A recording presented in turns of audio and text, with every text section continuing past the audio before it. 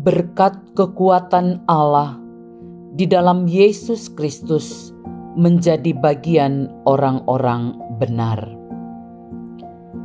Hari ini, Rabu 22 Januari 2025. Pendengar Renungan Oasis Fajar, mari kita berdoa.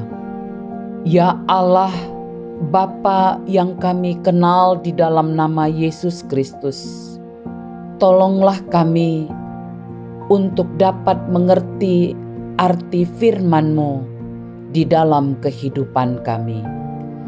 Dalam nama Tuhan Yesus, kami berdoa. Amin. Saudara-saudaraku, pembacaan firman Tuhan terdapat dalam kitab Imamat 21 ayat 1 hingga 4. Perikopnya berbunyi, kudusnya para imam. Tuhan berfirman kepada Musa, berbicaralah kepada para imam, anak-anak Harun, dan katakan kepada mereka, seorang imam janganlah menajiskan diri dengan orang mati di antara orang-orang sebangsanya, kecuali kalau yang mati itu adalah kerabatnya yang terdekat, yakni ibunya, ayahnya, anaknya laki-laki atau perempuan, saudaranya laki-laki, saudaranya perempuan, yang masih perawan dan dekat kepadanya karena belum mempunyai suami. Dengan mereka itu bolehlah ia menajiskan diri.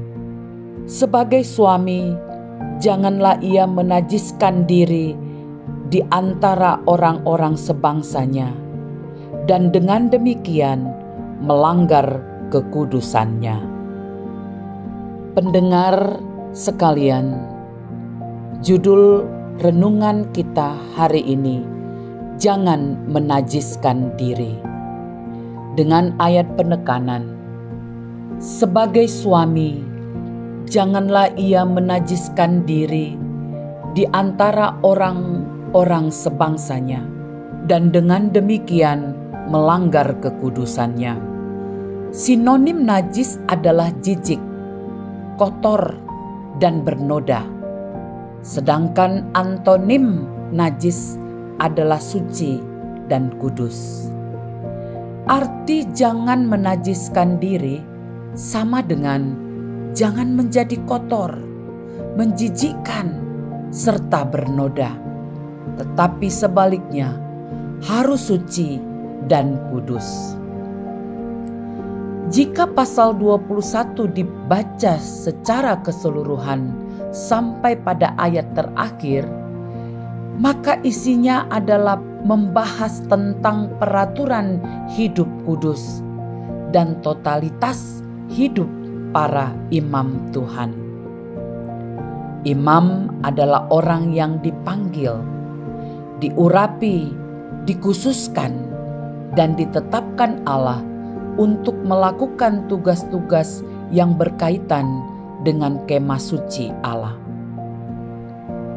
Dalam terjemahan lain, kata suami dalam pembacaan hari ini merujuk pada pemimpin. Artinya bahwa imam adalah wakil umat, dan sebagai pemimpin bangsa Israel, mereka harus taat pada peraturan yang ditetapkan Allah. Tidak ada kata kompromi untuk menjalankan semua peraturan yang Allah tetapkan bagi hidup mereka. Peraturan-peraturan Allah adalah kepentingan yang didasarkan semata-mata untuk melayani dan memuliakan Allah. Para imam dituntut, diharuskan, dan diwajibkan untuk hidup dengan tidak menajiskan diri, dari ujung rambut sampai ujung kaki. Bahkan setiap perbuatan mereka haruslah kudus. Para wakil atau pemimpin kita di gereja pada zaman sekarang adalah pendeta atau ofsir korps kita. Mereka dituntut untuk hidup dalam kebenaran, kekudusan, dan kepatuhan pada peraturan-peraturannya. Tuhan menginginkan agar setiap pelayanannya, yaitu ofsir atau pendeta, memiliki hidup yang kudus. Kekudusan hanya bisa terwujud dari hubungan yang benar dengan Tuhan, dan itu adalah anugerah-Nya. Untuk itu, sebagai hamba Tuhan, kita harus terus memiliki hati yang rindu untuk menjalani hubungan kudus yang berserah kepada-Nya, memiliki kesadaran untuk terus-menerus dikuduskan agar dilayakkan melayaninya. Sebagai jemaat Tuhan, teruslah dukung para hamba Tuhan kita dalam doa agar mereka hidup dalam kekudusan, sehingga mereka dimampukan untuk menjalankan tugas pelayanan dan kehidupan mereka menyenangkan hati Allah. Sebuah penegasan: jika imam adalah milik Allah, maka kekudusan imam tidak boleh dinegosiasikan. Imam harus menghayati hidup kudus dengan seakuratnya. Mari kita berdoa. Bapa dalam sorga,